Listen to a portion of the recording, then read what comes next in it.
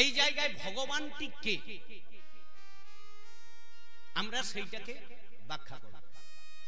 এখন প্রত্যেকের ধারণা মানুষের সেবার নামই হলো ভগবানের সেবা করা।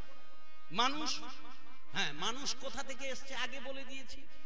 আচ্ছা, এইবার গীতাতে ভগবান কি বলছে, গীতা নিয়ে একটু বলতে হবে। গীতা না জানলে কিন্তু এইটা বোঝানো যাবে না।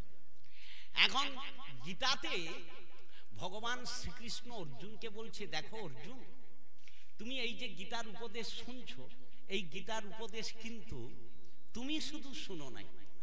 তাহলে এই গীতার উপদেশ প্রথম আমি শ্রবণ করিয়েছিলাম। মুখ্য শ্রোতার আসনে কে ছিলেন বলুন? প্রত্যহ যারা গীতা পাঠ করেন বলুন দেখি। আমি এই গীতার উপদেশ অমৃত প্রথম আমি সূর্যদেবকে শুনিয়েছি। যেই বলছে অর্জুনের মাথা ঘুরে গেছে, বলে হায় হায়, সূর্য পৃথিবীর আদিকালের সৃষ্টি নাকি? তা আপনি সূর্যদেবকে শুনিয়েছেন? বললেন হ্যাঁ।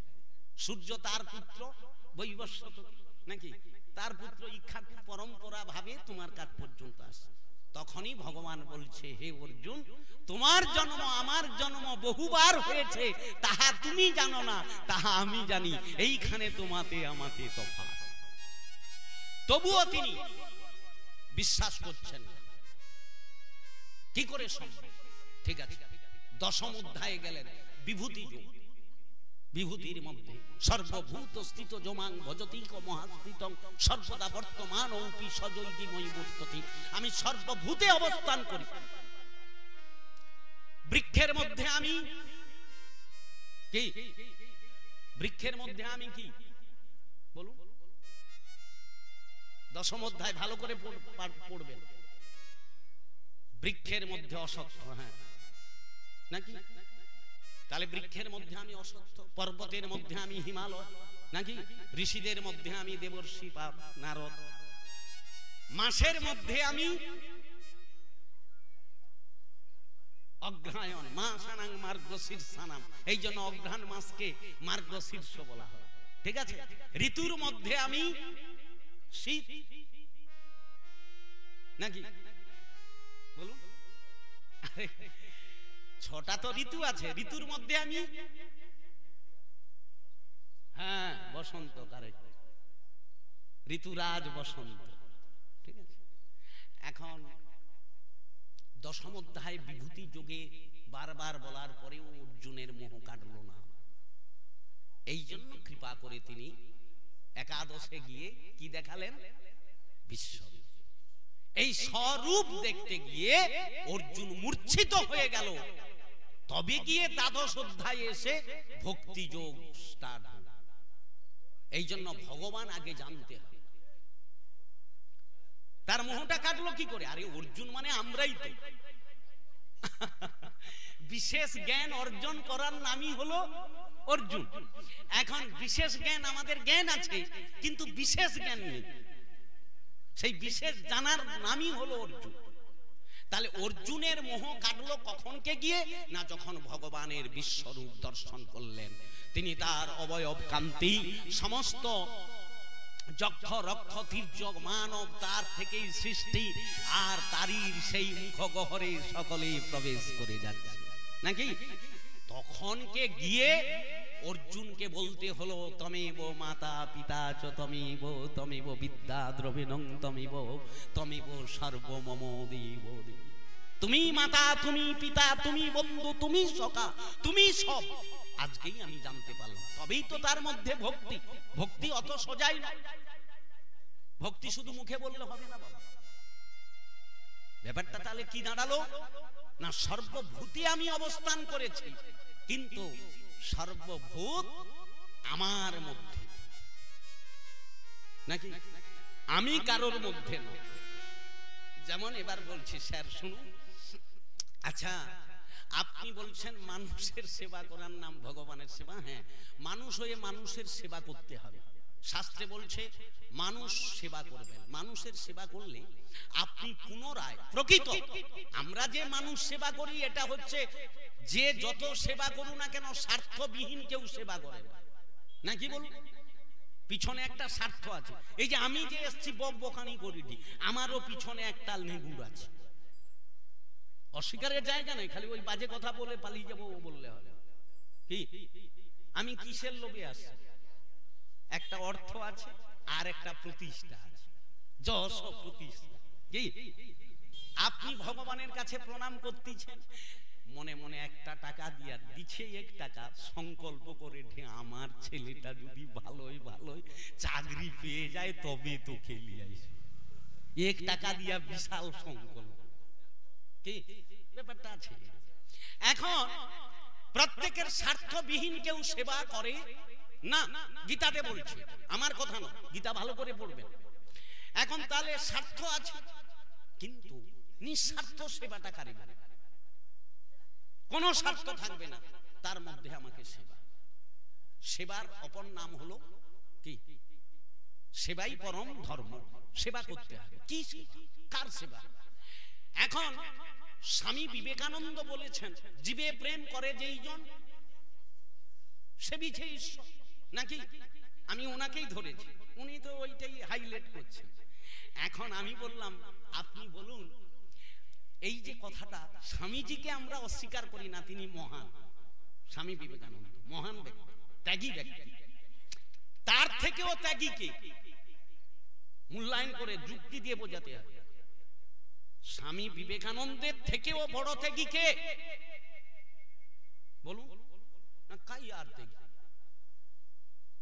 যে ভগ্নী নিবেদিতাকে পরিত্যাগ করলো, নাকি?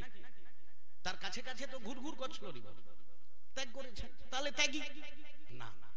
স্বামী বিবেকানন্দের থেকে ত্যাগী হলেন আমার শ্রী চৈতন্য মহাপ্রভু। বলবেন কেন?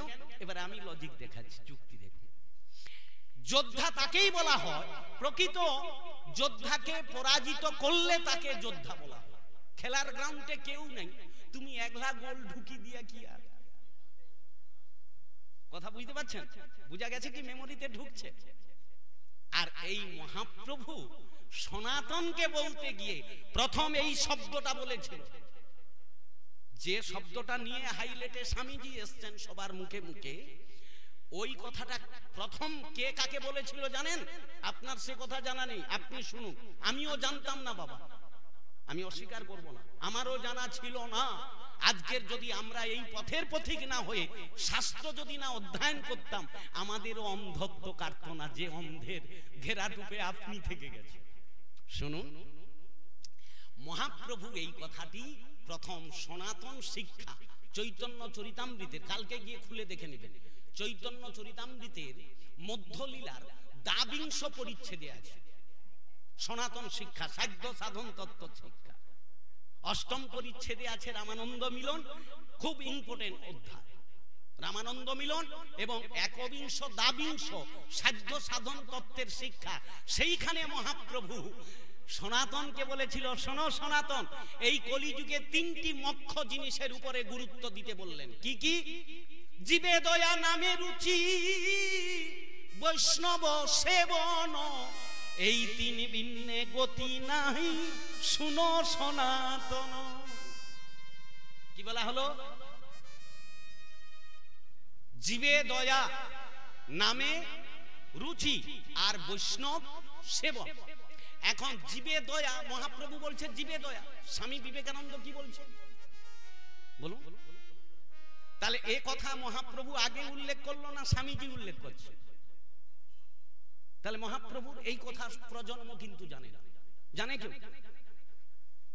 প্রজন্ম আমরা যে সময় যে আসছে তার কথা জানি ভালো, কিন্তু আপনাকে পূর্বের কথাটা জানতে হবে, তারই কথার সূত্র জীবে দয়া, আর স্বামীজি বলেছেন জীবে প্রেম। এখন এইবার আপনি বলুন স্যার, আগে জীবে দয়া হবে না আগে প্রেম হবে? বলুন, এখানে অনেকের লেখাপড়া আছে। আগে দয়াবান হও, প্রেম মানে ভালোবাসা। প্রেম গদগদ নয় যে তোমার সঙ্গে দেখা হইয়ালেই প্রেম জাগে। একজনের সঙ্গে প্রেম করতে গেলে বহু কাঠ খড় পুড়াইতে, কি হ্যাঁ কি না?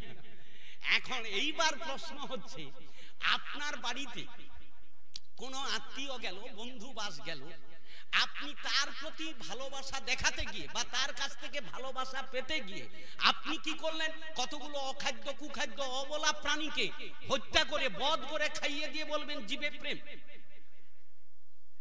ফগড়ামি কথা।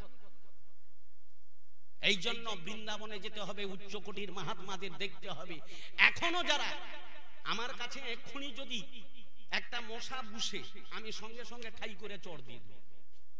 হ্যাঁ কিনা বল? এক্ষুনি গায়ে কাল সর্প সাপ দেখবেন, কেউ যদি বলে ওই ঢুকছে, আপনি লাঠি বাড়ালি আগে মারতে ছুটবেন কি? আর মহাপ্রভু বলছে, শোনো সনাতন, প্রতিটি প্রাণীর মধ্যে ঈশ্বর আছে। ঈশ্বর সর্বভূতানাম, নাকি কি বলছে গীতাতে? ঈশ্বর সর্বভূতানাম, সর্বভূতের মধ্যে ঈশ্বর আছে। এই অনুভূতি অনুভব যেদিন তোমার চলে আসবে, সেই দিন প্রকৃত তোমার সেবা। কথা বুঝতে পারছো বাবা? এখন আমরা কলা দেখলে লালা পড়ে ওইসব বাজে কথা, ফগড়ামি কথাবার্তা বলিয়া মানুষকে বিচলিত করা যাবে না। আমাকে যে ভালোবাসে আমি তাকে মান দেই, হ্যাঁ কিনা বলুন? আমরা কাকে মান দেব? আমাকে যে ভালোবাসে। আমার যদি কেউ বিরুদ্ধ আচরণ করে, এক্ষুনি আমি তার উপরে লাঠি বাড়ালিয়ে উঠে একই ভালোবাসা। ভালো তো সকলেই বাসে। এই জন্য চণ্ডীদাস, রজকিনী, বিল্লমঙ্গল, চিন্তামণি, এদের লাইভ হিস্ট্রি শুনতে হবে। চিন্তামণি বলেছিল, হে ঠাকুর, এমনও বাসিব ভালো রহে যেন চিরকাল। এ ভালোবাসা এই ক্ষুত পিপাসা মিটাবার ভালোবাসা নয়। এক প্রেমিক প্রেমিকাকে ভালোবাসে কতক্ষণ?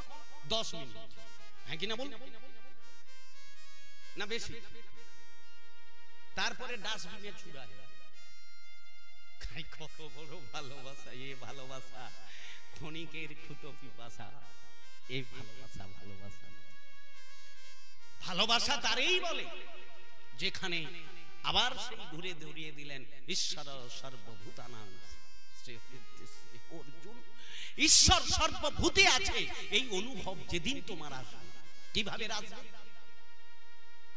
এই যে কে পিছন পাশে গজগজ করছে, বলে জগদীশ চন্দ্র বোস বলছে গাছেরও প্রাণ আছে। তাহলে প্রাণী হত্যা তো সকলেই করছে, হ্যাঁ কিনা বল? আমি ধরব এখন। তাহলে কে প্রাণী হত্যা করে না এই পৃথিবীতে আছে? এইবার শাস্ত্র কি বলছে শুনুন। মনু, এই যে মনু, যে মনু আমাদের পিতা, সেই মনু একটি সংহিতা রচনা করেছেন, নাম তার মনু সংহিতা, ব্রহ্ম সংহিতা। এগুলো পড়বেন তবে গিয়ে তো। এই জন্য বোকাটা আমরা কেন জানেন? এই যে ডাক্তারি পাস করতে গেলে কিছু ডাক্তারি বই পড়তে হয়, মাস্টারি করতে গেলে কিছু মাস্টারি বই পড়তে হয়, ধর্ম জানতে গেলে কিছু ধর্ম গ্রন্থ পড়তে হবে। না হলে ওই বোকার মতো কিছু কথা শুনে চা দোকানে রাস্তাঘাটে শুধু ভিড়কেটি কথাবার্তা বললে হবে না, ওগুলাকে বাজে কথা বলা। ঠিক আছে, শাস্ত্র আগে পড়তে হবে। এই মনু সংহিতা শাস্ত্রে কি বলছে জানেন? প্রতিটি প্রাণী ভগবানের যে সৃষ্টি, প্রত্যেকটি প্রাণী তখনই তার অপরাধ হবে না যে প্রাণী যে যার খাদ্যকে গ্রহণ করিবে। তার দ্বারাই যদি প্রাণী বধ হয় তাতে তার অপরাধ না। যে যে খাদ্য খেয়ে জীবন ধারণ করবে। ভাগবতে বলছে একটি মাংসাশী প্রাণী, তার খাদ্য কি বলুন? মাংস। সে যদি সেই প্রাণীকে হত্যা করে খায় তাতে তার অপরাধ। আপনি বৈশ্য, আপনি চাষাবাদ আদি করতে যাবেন, চাষ করতে গিয়ে ফসল ফলাতে গিয়ে বহু প্রাণী বধ হয়েছে, হয় না হয়? মাটি নাঙল করতে যা, ভিটা দিতে গিয়া, কীটনাশক দিতে যা, হচ্ছে না হয়? তাহলে আপনি তো বড় অপরাধ, হ্যাঁ কি না? সেখানে মনুসংহিতা বিচার করে বলছে আপনি বৈশ্য, আপনার সহজাত কর্ম হলো, বৈশ্যের কর্ম কি? কৃষি, গোরক্ষা, ব্যবসা বাণিজ্য, কৃষি জাতীয় কর্ম করবে। ব্যবসা করতে গেলে একটু মিথ্যা কথা বলতে হবে, অপরাধ হবে না।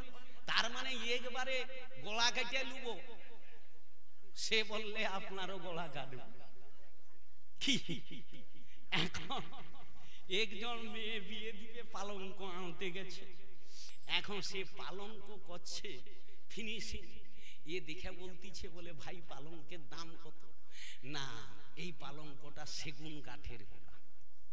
আমি সেগুন কাঠ, সে যে নারী পাল্লা টাঙানো আছে, সে পাল্লায় হাত দিয়ে আগে আগে লোক কইতো নি পাল্লায় ছুঁয়া কইটি ধর্মের নারী বাবু একবারে সেগুন কাঠ বলে তো বলে দিছে। বেশি টাকা দিয়া মেয়েকে বিয়ে দিছে সেগুন কাঠ। দিনা কতক নাই ব্যবহার করতে করতে ঘুম লাগে মোচাক করে ভেঙে গেছে। আইসা দোকানদারকে কোঠে তুই সেগুন কাঠের দাঁড়িয়ে হাত দিয়ে এত বড় মিথ্যা কথা কইল। তখন সে বলতিছে তোমার বুঝা ভুল হয়েছে। কি ভুল হয়েছে? না আমি সেগুন কাঠ ঠিক কইছি, তোমার বুঝা ভুল হয়েছে। কিটা? না ওই যে পাল্লাটার যে কাঠটা আছে ওটা ছিল সেগুন কাঠ। কথা বুঝতে পারছি তো? এইরকম এখন এই যে মানুষ বোকা, এখন ব্যবসায়ে মিথ্যা বলবে বলবে বলে 5টা জায়গায় মিথ্যা বললে অপরাধ হয়। বলবো বলবো না, এবার সকল লোক বলতে আরম্ভ করবে, দরকার নেই। শাস্ত্রে বলেছে 5টা জায়গায় একটু গোপন করলে অপরাধ হবে না। ব্যবসায়ে মিথ্যা কথা থাকবে বাবা, তার মানে তার একটা পার্সেন্টেজ থাকবে নাকি? যখন অতিরিক্ত করতে যাব তোমার গলায় দড়ি পড়বে। ব্যবসায়ে মিথ্যা বলতে। কন্যা বিবাহ, একটা মেয়ের বয়স হয়ে গেছে, এখন 5 বছর আগে একটা সম্বন্ধ এসছিল, তখন মেয়েটার বয়স কত না 18। 5 বছর কোন রকম সম্বন্ধটা ভেঙে যায়, 5 বছর পরে আবার ঘুরিয়ে ঘুরিয়ে সেই সম্বন্ধ আসে। তখন মেয়ের ছেলে পক্ষ বলতেছে আপনার মেয়ের বয়স কত? না সে 18 থেকে 19। না 5 বছর আগে দেখে গেছিলাম 18, এখনো 18। তখন বলতেছে ওটা না বললে আপনি হবেন না। মেয়ে বিয়ে দিতে গেলে মিথ্যা কথা বললে ওটাতে। ব্যবসায়ে, কন্যা বিবাহে, রাষ্ট্র বিপ্লবে, প্রাণ সংকটে, যখন রাষ্ট্রে বিপ্লব হবে, যুদ্ধ আরম্ভ হয়ে যাবে, তখন আপনি যদি সনাতন রূপের মতো যদি গা ঢাকা দিয়ে সাধু ছদ্মবেশে পালিয়ে যাও তাতে দোষ। প্রাণ সংকটে আপনার কথা বলতে গিয়ে একজন মরে যাবে, সেখানে মিথ্যা বললে অপরাধ হবে। তারপরে বলছে নারীর কাছে। কার কাছে? মেয়েদের কাছে একবারে সত্য কথা বলা যাবে। তখন সে আলী বাবা 40 চোরের মতো অবস্থা। ঠিক আছে? মেয়েদেরকে কোনোদিন সত্য। এবার আমার কথা শুনে কান্নু আবার যেত কইছিল আর কই একে গুনগুন দুইয়ে হাত, মারাত্মক ব্যাপার আছে। কার কাছে বলছে? শাস্ত্র কিন্তু ঠিক বলছে, আমাদের বোঝাটা ভুল, ভালো করে বুঝবেন। নারীর কাছে। কোন নারী? সহধর্মিনীর কাছে মিথ্যা কথা বলা যাবে না। কি বুঝলে? বুঝা গেল কি? কি বুঝছেন? সহধর্মিনীর কাছে কোনো প্রকার মিথ্যা কথা বলা যাবে না, কিন্তু নারীর কাছে মিথ্যা কথা বলিলে দোষ হইবে না। তাহলে এরই মধ্যে নারীও আছে আর সহধর্মিনী আছে। আরে কামিনী, কামিনী অর্থাৎ নারী, যে কাম চরিতার্থ করার জন্য তোমার কাছে যুক্ত, তার কাছে মিথ্যা বলিলে দোষ হবে না। খবরদার, ওকে কোনোদিন সত্য কথা বললেই কি রাজা দশরথ মরছে, তুমিও মরো। কি কৈকেয়ীর কাছে ওই কাম চরিতার্থ করতে গিয়ে প্রতিজ্ঞা করছে, করতে গিয়েই শেষ। এখন অনেক প্রমাণ আছে, 1000টা প্রমাণ আমি দেখাতে পারি। তাহলে সহধর্মিনীর কাছে মিথ্যা কথা বলা যাবে না। সহধর্মিনীটিকে না, যিনি সস্ত্রীক ধর্ম মাচরে পুণ্যায়া ভবতু লভম, যে আপনার ধর্মপথে যিনি সহায়তা করছেন, তার কাছে কোনোদিন মিথ্যা বলিবে না। তাহলে আমরা সহধর্মিনী রাখছি না কামিনী রাখছি? বলুন। যার সহধর্মিনী আছে তাকে সত্য কথা বলবেন, যার কাছে কামিনী আছে কোনোদিন সত্য কথা বলা যাবে, মরে যাবে না, জ্বালা সইতে পারবে না। ঠিক আছে? তাহলে 5টা জায়গায় কোনোভাবেই কপট করলে, কপটতা করলেও হবে না। তাহলে কি বলা হলো? আপনাকে মিথ্যা বলতে বলেছে, তার মানে এই নয় আপনি একেবারে 5 টাকায় নিয়েছে 10 টাকায় বেচবেন, ওটা মিথ্যা, ওটা মরবে না। তাহলে এখানে বিষয়টা কি দাঁড়ালো? না আপনি বৈশ্য, আপনি কৃষক করবেন, কৃষি জাতি কর্ম, ব্যবসা বাণিজ্য আপনার ধর্ম আপনি করবেন।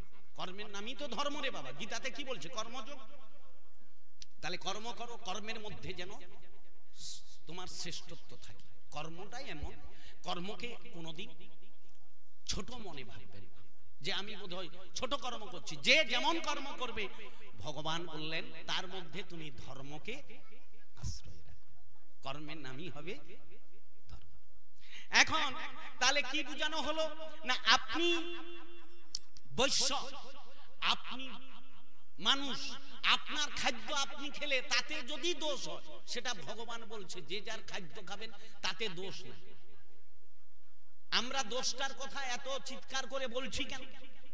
আজকের যদি বলা হয় মানুষকে, মানুষের খাদ্য কি? এইবার ঘুরে আসবো গীতার ষোড়শ অধ্যায়, দৈবাসুর সম্পদ বিভাগ। ওই সব চা দোকানে ফাঁকিবাজি কথা বলে, কোন শাস্ত্রে লেখা আছে এটা খাওয়া হবিনি, ওটা খাওয়া হবি। আচ্ছা আমার বললে আপনি তো আমার উপরে রাগ করবেন, আমার বলাই কি আছে? হ্যাঁ কিনা বল? কেন বলতে হচ্ছে শুনুন। আপনারা শাস্ত্র ভালো করে পড়বেন, সেখানে কি বলছে? যে যার ভাগবতের তৃতীয় স্কন্ধে সৃষ্টি তত্ত্ব প্রকরণ করতে গিয়ে মৈত্রীয় ঋষি কৃষ্ণ ভক্ত বিদুরকে বলছে যে যার প্রাণী যে যার মতো করে খাদ্য খাবে তাতে তার কোনো কারোর দোষ আসবে না। আপনি মানুষ, আপনার খাদ্য কি বলুন? আপনি সেই খাদ্য খাবেন, তাতে যদি বৃক্ষলতা মরেও তাতে দোষ নেই। ওই যে গাছের প্রাণ আছে তাতে দোষ হবে না। আবার যদি ভ্রমবশত কোনো দোষ এসে যায়, 5টা ভূত যজ্ঞ করলে সেই দোষ এর দ্বারা উদ্ধার হয়ে যাবে। এইবারে দেখুন মানুষ কি? এইবার মানুষের খাদ্য কি? মানুষ সর্বভোগ নাকি? বলুন, যা পাবে খাবে না। আজকের হয়তো আমরা খাদ্যাভ্যাসে পরিণত করে ফেলেছি, যা পাচ্ছি খাচ্ছি, সেটা তো আসল কথা নয়। যে যার প্রাণী জগতের উপরে যে যার খাদ্য তার প্রকরণ তৈরি করে দিয়েছেন শাস্ত্র। হ্যাঁ কি না জানেন তো? আচ্ছা আমি তার একটু প্রমাণ দিই, বেশি বলবো না। মাংসাশী প্রাণী, মাংসাশী প্রাণীর খাদ্য কি? মাংস। তার সেই প্রাণীর গঠনতন্ত্র কি আছে? সুচাল, বড় বড় দাঁত হবে, পায়ের নখ হবে সুচালো, ধারালো, বাঁকানো। মাংসকে ধরে ধরে ছিঁড়ে ছিঁড়ে খাবে বলে ভগবান সেই মতো দেহ তৈরি করছে নাকি? আচ্ছা বাঘ, সিংহ, কুকুর, বিড়াল, শৃগাল এগুলোকে মাংসাশী প্রাণী বলা হয়। এইবার তৃণভোজী প্রাণী, তার গঠনতন্ত্র আলাদা, সেও পশু এও পশু। গরু, গাধা, ছাগল, এদের দাঁত কেমন? সমান্তরাল, গোথা গোথা। তাহলে এরা তার খড় গুঁড়া খাবে, তারা মাংস খাবে। আবার যে যার লক্ষণ দেখুন, মাংসাশী প্রাণী জল কেমন করে খায়? জিভ বের করে চেটে চেটে খায়। আর তৃণভোজী প্রাণী পিয়ে খায়। এইবারে মানুষ তো সর্বশ্রেষ্ঠ, মানুষের দাঁত সুচালো, ধারালো, বাঁকানো। বলো আপনারা এক্ষুনি, এটা বিশ্বকোষ অমর কোষে বলছে। ওইসব ফকরামি কথা অন্য জায়গায় আমাদের কাছে বলতে গেলে আপনাকে প্রমাণ দিয়ে বলতে হবে। মানুষের দাঁত সমান্তরাল, মানুষ জল চেটে চেটে খায়, পিয়ে খায়। তাহলে মানুষ কি প্রাণী হওয়া উচিত? আপনি কি খাচ্ছেন?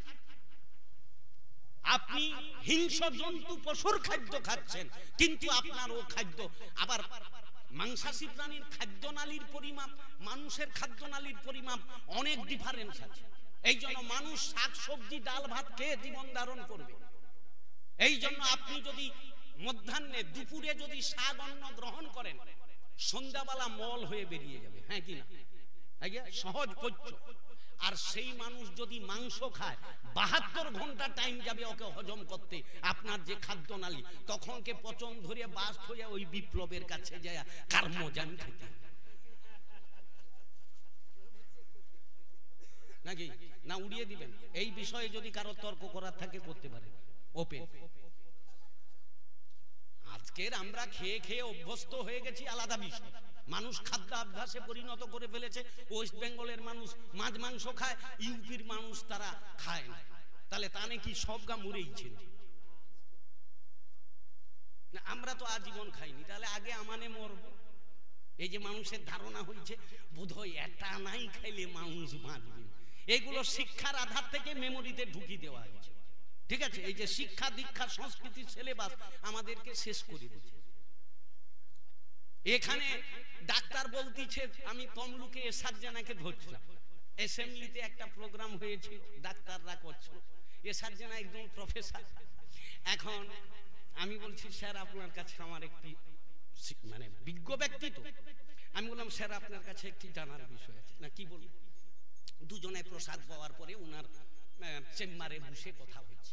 আমি বলি, বাবা আমাদের এখানে কোনো রুগী এলেই আপনারা বলেন এটা খাইতে হবে ওটা খাইতে হবে, কি আমি আর নামটা বললাম না, তা আগে আপনি এই সব ডাক্তাররা লিস্ট করে দেন ওই পেশেন্টটা। এই যে আমি ব্যাঙ্গালোর গেছিলাম প্রোগ্রাম করতে, এই পৌষ মাসের অগ্রহায়ণ মাসের শেষে, সেখানে ভেলোরে, বেঙ্গালোরে, চেন্নাইয়ে, সেখানে ডাক্তার আগে রুগী দেখার সঙ্গে সঙ্গে বলে যদি বাঁচবি নিরামিষ খা, নাকি তারা কাই পড়ছে আপনারা কোথায় পড়ছে। তখনই জানাবাবু একটা খুব দামি কথা বলেছে, বলে আচ্ছা বাবা, এখন যে রাজ্যে যে এলাকায় যে খাদ্যেতে মানুষ রুচি করে পরিপূরক হয়ে গেছে, এখন আপনার ডাল আলু অন্যতে রুচি, খুব ভালো কথা বলছিলেন যুক্তি দিয়ে। আমি হ্যাঁ এ কথাটা আপনার লজিক আছে। এখন এখানে আমরা যদি বলি শাকসবজি, তবু আমরা বলি যে পেঁপে আলু কাঁচলম্বা সিদ্ধ দিয়ে আগে জীবের রুচিটা করাতে গেলে খাওয়াতে হবে, সিদ্ধ তরকারি বলা হয়নি। তো এখন আমাদের এখানের খাদ্যাভ্যাসে এমন একটা পরিণত করে ফেলেছি, এখন বৃহস্পতিবারে, এই যে অগ্রহায়ণ পৌষ মাসে বৃহস্পতিবার মায়েরা অনেকে আসছেন, অনেকের ঘরে নিরাম হয় না, হয়নি না হয়, হয় 80%। এখন প্রত্যেক দিন চাল নিবার সময় শাশুড়িকে বৌমা জিজ্ঞেস করে, মা আজ কত চাল নেব? এখন আজকের বৃহস্পতিবার যেহেতু ডাল হবে, আলু মাখা হবে, কি একটু লেবু থাকবে, কোঢে যাবি তোলে, ধরো 1 কিলো চাল যেত, সেদিন 750 লিয়াও দেখা গেল খাবার সময় অন্ন বেড়ে গেছে। তারপর দিন শুক্রবার পড়ে গেছে, বৃহস্পতিবারটা কোন রকম কেটে গেলে তারপর দিন তো হবেই নাকি। এখন আজকের সেগা হবে, এখন বৌমা শাশুড়ি কি করে, মা আজ কত চাল না, কাল যত লিঝলু তার ডবল। লজিকটা কোথায় আছে দেখুন, হ্যাঁ কি না? আচ্ছা তাহলে লোক সংখ্যা বাড়লো না পেট বেড়েছে? কেউ বাড়েনি, উদরও ঠিক আছে, লোক সংখ্যাও ঠিক আছে। এখন ও দিনা তার ডবল লিয়া ও পূজারীর বাড়াকে নাই, হাঁড়ি ফাঁকা। এখন ঘটনাটা ঘটলো কি করে? ওদিন আপনি 4টা সবজি বানালেন, তাতে হাফ অন্ন বেড়ে গেল, এদিন একটা ব্যঞ্জন হলো, তাতে অন্ন লিয়াই লিয়াই করছে। ব্যাপারটা কি তাহলে? না, এই যে জীবের রুচি, ওই খাদ্যের প্রতি আমাদের আকর্ষণ বেশি। এই জন্য এখন বিয়ে বাড়ি, বৌভাত, যেখানে অন্নপ্রাশন, যত যাই আপনি সে পনির তরকারি খাওয়ান আর পুষ্পন্ন খাওয়ান আর পকোড়া যা দেন না কেন, কোনোটাই রুচি নয়। একটা বানিয়ে দো, কাজ কি মূল্যায়ন করুন। সে মাঠে কাজ করতে যাবে, সে এখন মালিককে করে তোর ঘরে সেউগা করে দিয়ে আর কোনো করতে, তাহলে কোথায় রুচিটা গেছে? তাহলে এই যে রুচিটা মানুষের এমন একটা জায়গায় পৌঁছে গেছে, ওই বস্তুটার উপরে তাহলে আবেগটা বেশি, ওইখানে কাজটা বেশি। এই জন্য ওয়েস্ট বেঙ্গলের মানুষ ওই খাদ্য খেয়ে অভ্যাসে পরিণত হয়ে গেছে। এই জন্য আমরা বলি বাবা, না হলে মেডিকেল শাস্ত্রে এটা খাওয়া হবে নি আর ওটা খাইতে হবে এই রকম কোনো কথা নয়, যে যার রুচির উপরেই খাবে। আমি ধন্যবাদ, আপনি যে এই কথাটা বললেন। শুনুন এইবার শাস্ত্র কি বলছে। এই জন্য চৈতন্য চরিতামৃতে বললেন, এই যে জুহার লালসাময় জীব, আপনি যেমন খাদ্য অভ্যাস করবেন তেমনি আপনার দেহের পরিপূরক হবে। কি এই জন্য চৈতন্য চরিতামৃতে কি বলছে জানেন? জীবের লালসে জীব ইথি উথি ধায়, শিষ্ণ উদর পরায়ণ কৃষ্ণ নাহি পায়। এক কথাই উত্তর দিচ্ছে। কি বলছে?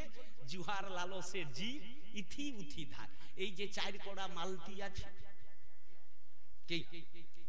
এরা হচ্ছে ধরুন আজকে সাদা অন্ন করছে তো নাকি, 2, 3, 4টা ব্যঞ্জন করছে। এখন কালকে সুলোচনায় ছিলাম, তারা খিচুড়ি প্রসাদ করছে। যাই হোক, এখন এই যে জুহা, এই জুহাটি আমাদের, আপনি যতই ব্যঞ্জন বানান না কেন, এই জুহার কিন্তু লালসা থেকে যায়। হ্যাঁ কি না বল? এখন ভাজা, রসা, চচ্চড়ি যা কিছু আস্বাদন করছে কে বল? জিভ।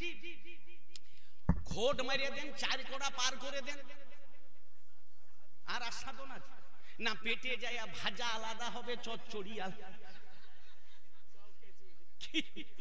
সব তো এক জায়গায় ডাইলগ। কি তাহলে খিচুড়ি খাইলে কি হবে? না, রুচি হবে। তার মানে আমরা এই জন্য রুচি, এই যে ভক্ত যারা যারা প্রসাদ সেবী, বাবু বেলা হয়েছে, কিচ্ছু দরকার নেই, একটু চালে ডালে করে দে তো বাবু, যেমন তেমনে যেন তেন প্রকারে ন উদর পূরণ, ব্যাস ভগবানকে লাগাইবো, প্রেম সে পেলবো। এই জন্য যারা ভক্ত হয় তারা লভ্যজস্ব কিছু চায়। এটার নামই জুহার কন্ট্রোল। এই জুহাকে যে কন্ট্রোল করতে পারবে তিনি প্রকৃত জয়ী। প্রথম জুহাকে কন্ট্রোল করতে হবে। এই যে জুহার লালসে জীব ইথি উথি ধায়, শিষ্ণ উদর।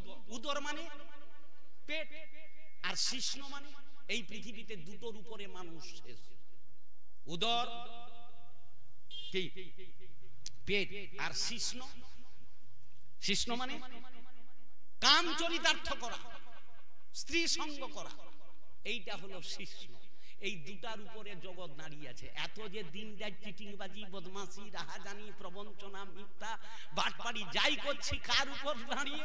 এই দুটি জিনিস পৃথিবীতে আছে। কি কি? আরে বাবু, আমরা যত আঁচড়াই কামড়াই কার জন্য? পেটের তরে। আর একটু কাম চরিতার্থ করবো, এই তো ব্যাপারটা। এই জন্য কবিরাজ গোস্বামী কৌশল করে বলছে, জুহার লালসে জীব ইথি উথি ধায়, মানে এখানে ওখানে ছুটাছুটি করছে। কিসের জন্য? শিষ্ণ উদর। এই শিষ্ণ এবং উদরের জন্য যারা দিন রাত পরিশ্রম করিবে তারা কোনোদিন ভগবত কৃপা লাভ করতে পারবে না। তাহলে জুহার লালসে জীব ইথি উথি ধায়, শিষ্ণ উদর পরায়ণ, কৃষ্ণ নাহি পায়। এই জুহাকে জয় করা বড় কঠিন। এই জন্য ভক্ত বৈষ্ণবরা প্রসাদ পাওয়ার সময় একটা মহাজনীয় ভজনীয় পদ করে। পদটা কিন্তু সকলেই করেন, মর্মার্থ যদি জানেন। এই পদটা 3 ঘন্টা ব্যাখ্যা হবে। কি ভাগবত শুনবে, আর ওই 1-2-3 ঘন্টায় ভাগবত আমাদের কাছে হবে না। 7 দিন করুন, তবে গিয়ে কিছু ভাগবতের রহস্য, নাহলে কটা কথা বলবো। একটা পদের ব্যাখ্যা 3 ঘন্টা জানেন, এই ব্যাখ্যাটাকে সকলেই পদরা জানেন, অথচ ওই পদের কি ব্যাখ্যা আছে জানেন? মারাত্মক ব্যাখ্যা আছে। মহাজন কি দিয়েছেন আপনারা সকলে